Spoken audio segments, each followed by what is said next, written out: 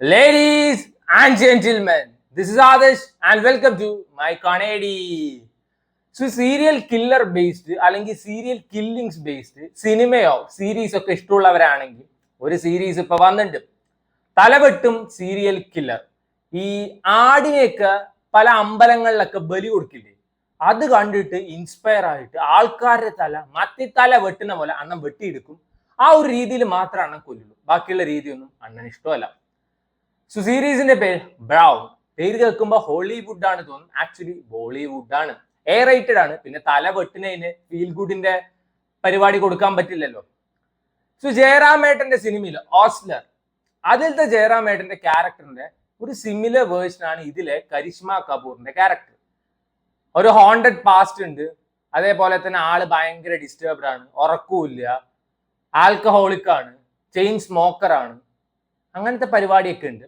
അപ്പൊ ഈ serial കില്ലിങ്ങിന്റെ case ആളുടെ അടുത്ത് വരികയാണ്. പിന്നീട് ആൾ ഇത് തെളിയിക്കില്ലേ, ഇതൊക്കെ പറഞ്ഞു പോകുന്ന സീരീസ് ആണ്. 7 എപ്പിസോഡിന്റെ സീരീസ് ആണ്. ഒരു എപ്പിസോഡ് ഏകദേശം 1 മണിക്കൂർ ഉണ്ട്. ഏകദേശം 7 മണിക്കൂർ ഉണ്ടെങ്കിൽ ഈ സാധനം കണ്ടു തീർക്കാം. ക്ഷമയുടെ നെല്ലിപ്പടി കാണിച്ചത്. പൊറോട്ട ഉണ്ടാക്കാൻ പറ്റിയ ഏറ്റവും ബെസ്റ്റ് മൈദ എന്നൊക്കെ വേണമെങ്കിൽ പറയാം. യജാതി വലിപ്പിക്കലാടേ, മടുത്തു, ജീവിതം തന്നെ മടുത്തു. ആജാതി വലിപ്പിക്കല്. ഒരു ഡൂക്കിലി സീരിയൽ കില്ലറിനെ പിടിക്കാൻ വേണ്ടിയിട്ട് 7 എപ്പിസോഡ് വലിച്ചു നീട്ടി മനുഷ്യന്റെ ഉയരെടുക്കാൻ.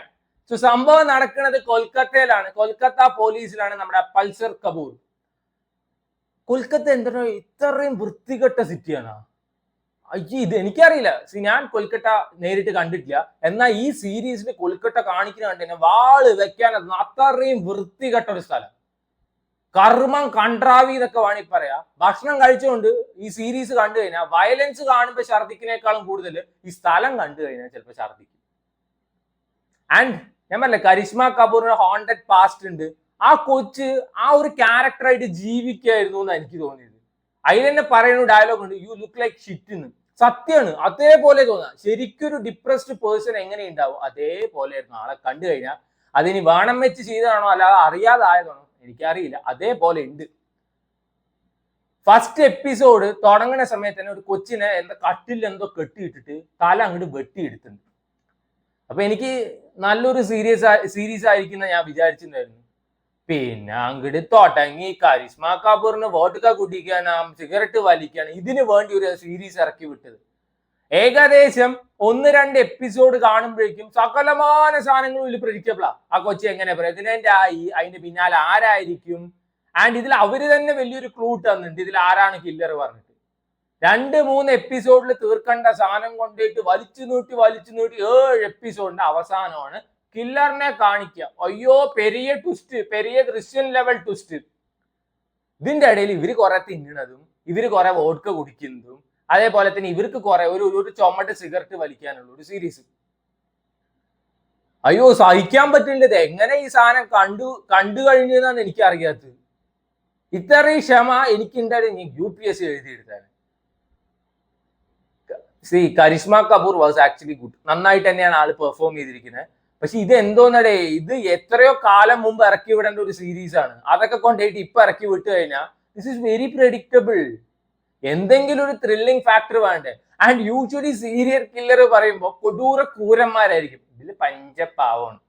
ആരെയും ഉപദ്രവിക്കില്ല, പിടിക്കാൻ വരുന്ന പോലീസിനെ ഉപദ്രവിക്കില്ല. ഒരു നിർഗുണ സീരിയൽ കില്ലർ. ഈ ഡൂക്കിലിനെ പിടിക്കാൻ വേണ്ടിയിട്ടാണ് ഇവർക്ക് ഇത്ര 7 എപ്പിസോഡ് എന്ന് ഞാൻ പോയി പിടിച്ചിട്ടുണ്ടാവും. അയ്യോ, അൺസഹിക്കബിൾ. എന്തത് 7 മണി പണ്ടാരം തീരണ്ടത്. യൂഷ്വലി അത് C5-ലാണ് കേട്ടോ സ്ട്രീം ചെയ്യുന്നത്. യൂഷ്വലി C5-ന്റെ സീരീസ് എന്നൊക്കെ പറഞ്ഞു കഴിഞ്ഞാൽ 20 മിനിറ്റ് 25 മിനിറ്റ് ഒക്കെ ഉണ്ടാവുള്ളൂ. അപ്പൊ നമുക്ക് വേഗം കണ്ടു തീർക്കാം.